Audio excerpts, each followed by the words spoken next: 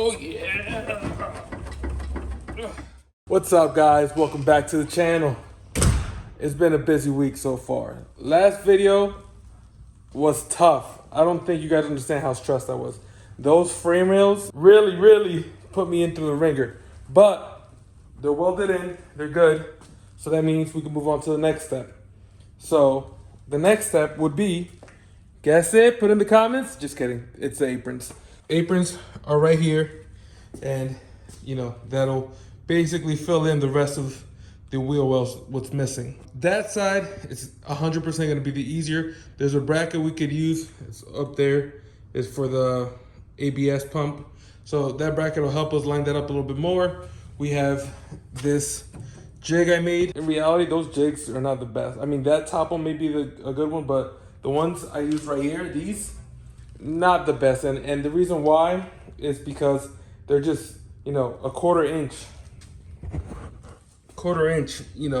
metal, and they're just flimsy, and this one, so, yeah, so they're not the greatest. Luckily, we made, jigs coming off the top, and the torque mount, helped us, move along and get that pretty straight. Now that was the hardest part, 100% the hardest part of this whole rebuild. So from here on, it should be flying colors. I'm gonna regret saying this, but I'm gonna go with it. Now, in order to get these aprons in, I mentioned in one of the last videos, but what we have to do is basically sand down all these plugs, or whatever's left over from the spot weld remover. There's a couple here, but majority of them are gonna be down here in this area and underneath here, if you guys can see that. Same thing applies to this side. We have all these for the mounts, and like I said on the last video, they don't line up 100% with the new one, with the red apron. So we're gonna grind these down till it's flat. Same thing with these in here and these down here, wherever they are. This one right here. We have to clean up that area there. We're gonna remove all, like, about 3 inches worth of, 3 inches from the top of undercoating and seam sealer. Same thing here. All this seam sealer has to go. Some of this paint has to go up here. We already took care of this side, because that would help us align the panels, basically slide them one over the other. That's the biggest obstacle we have to go for today. It's not really an obstacle, it's just gonna take some time. So let's just get into it.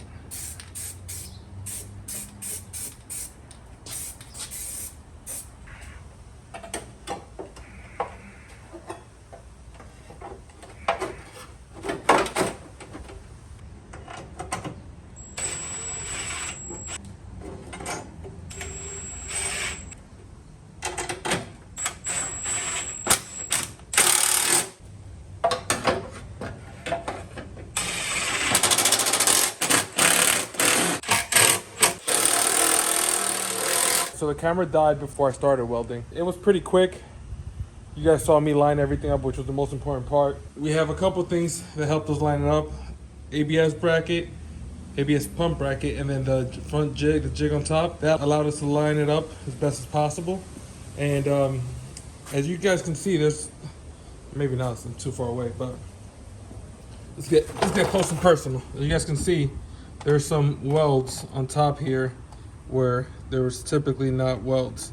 I haven't cleaned it off yet because I was still moving here, but basically what I decided to do was I stitch weld this part of the frame.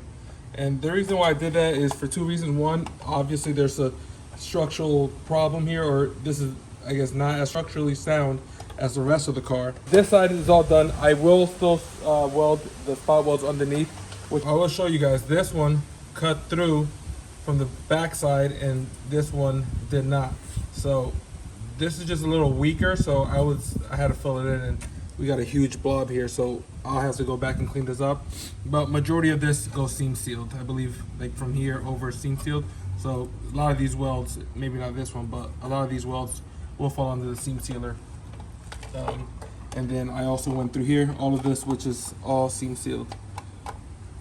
And there's a couple through here. So I think this is the best option as far as, you know, people, you know, when they have like race chassis, that's what they do, as well as being that we're kind of Legoing this car back together. I think it's probably a smart idea to kind of put a little bit more reinforcements there where possible. Which now brings us to this side. So I did the same thing I did on the other side. I grinded down all these spot welds. I drilled some holes, and then I cleaned everything up on both sides with and then I layered it with weld through primer. So now you guys will see me do what I did on this side, but on that side, which is the most important. And also I will note, there is no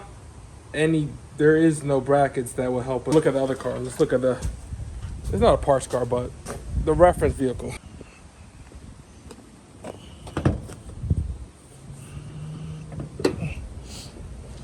So as you can see on this side, there's nothing that we could use. There's nothing that we could use here. I mean, there's a power steering line, but that's not a structural piece or a bracket like the other side, which we took it from here. So we'll just have to figure this out as best as possible with what we have. I don't think there's going to be too far off. There's a lot of things that will match up.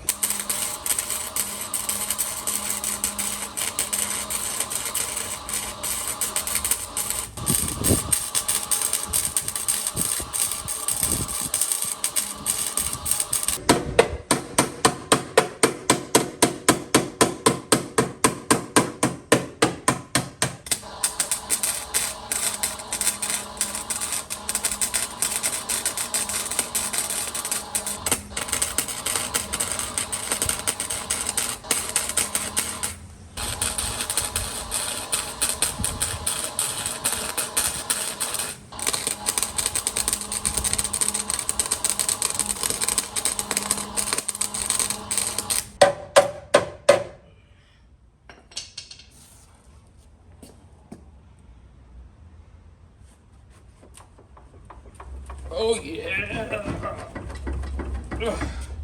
I'm a freaking beast. I'm a beast. Took all day, but it's in. So I don't know how I did it. I'm just that great. Just kidding. Let me humble myself. We still have to do the rad support, and then we'll know for sure how everything lined up. But as of right now, it looks pretty good. Not gonna lie. On this side, we did the same thing we did on that side. So we stitch welded it. We are still gonna weld the actual flanges together. We're just gonna put the car up in the air because it's more comfortable to do that. I have to lay on the ground, and laying on the ground and welding right on top of my face is a very, very bad idea. And this really could go right through your skin. So we're not gonna do that. We're just gonna make sure everything's on in the line, so that when we go up in the air, we're just basically strengthening what's already there. But I am pleasantly surprised that we made it this far today. With the video a couple of videos ago where we were stuck thinking about ditching the project to this now, I mean, we're just moving along. With that being said, guys, we are moving along very fast. Before you know it, we're gonna have together back a GSR show. So make sure to turn on notification bells, subscribe, comment down below, and we'll see you tomorrow for the next episode.